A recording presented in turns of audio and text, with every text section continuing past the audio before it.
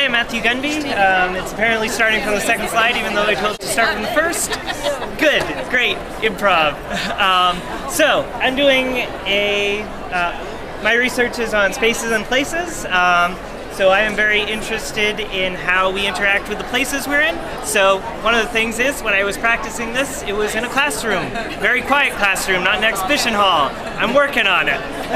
The reason why spaces and places is important is because we have a funding mechanism that has users and non-users paying for services that only the users are taking the benefit of. Apparently missed model, but it's fine. Moving forward.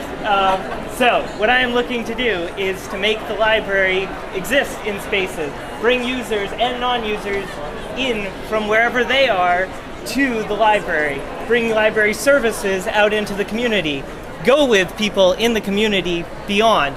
This is terrifying because we are very comfortable in our space. This means going out of that space. It means liability. It's something that we need to be concerned about, but we can't let that stop us from doing the right thing, which is to engage our communities effectively. So, what are some real-world examples of where this has worked? Because I can talk about theory of we need to go out there all the time. It's not going to help us. So there are collaborative educational spaces. There's new arrangement of the library facilities themselves. There's usage of space beyond the library building itself. The first example of that, Aarhus Public Library in Denmark. They have spent a lot of money creating a media center which is all about collaborative learning. I'm happy to talk about any of these slides at length.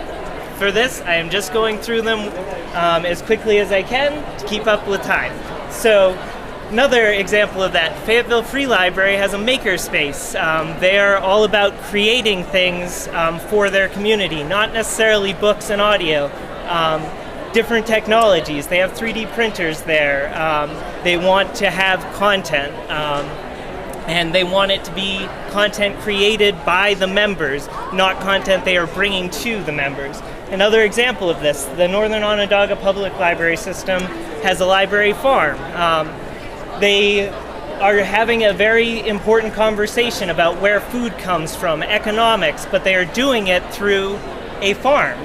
People are actually farming plants and bringing them home with them, sharing them with the community through mechanisms such as farmers markets or donating them. Library services are also on the move at all times. The idea of the bookmobile is not a new one, but it is being expanded upon. The Kilbourne Public Library bookmobile, for instance, is bringing Wi-Fi to the communities because maybe their need isn't books. It can be different services. Reference librarians can go in these bookmobiles to their members and have a conversation with them, help them in very real ways. The next example, one that I'm actually personally working on, is the library box. We were hoping to have a prototype for it. There is a prototype at NILA. I highly advise you go check it out. But the basic idea is that it is a wireless router that has ebooks on it, and then you can bring the content to users. Anyone with a laptop can connect to it. There are potential questions about copyright, so most of these e-readers have books that are within the public domain. So the basic idea I am getting at is creative discomfort. As you can see from this picture, we are very comfortable in our library space with people coming to us. You could have seen it, sorry. Patrons are also very comfortable in their homes. We can't really say, come to our space outside of your homes because it'll be more comfortable there. We need to get them excited about being uncomfortable. One of the places where I have done that is in my internship in Costa Rica. I do not speak Spanish well. I was at a home where they did not speak any English for 5 weeks. I survived. I learned a lot. It was a great experience. I came back and I want to share this experience with everyone. Anyone who has met me, what do I talk about? Internship in Costa Rica. One of the elements of that is exercise. We need to exercise our brains and our bodies. Very literally, I was exercising by walking up a mountain every day. It's hard to compete with the loudspeaker, but I will do my best. Because the slides, they aren't stopping. International librarianship is something I'm very passionate about because I think we can learn tremendous things about our community by going outside of our community. Bring our community's content to international library meetings. If you can take patrons with you to these international conferences, take them out of their comfort space.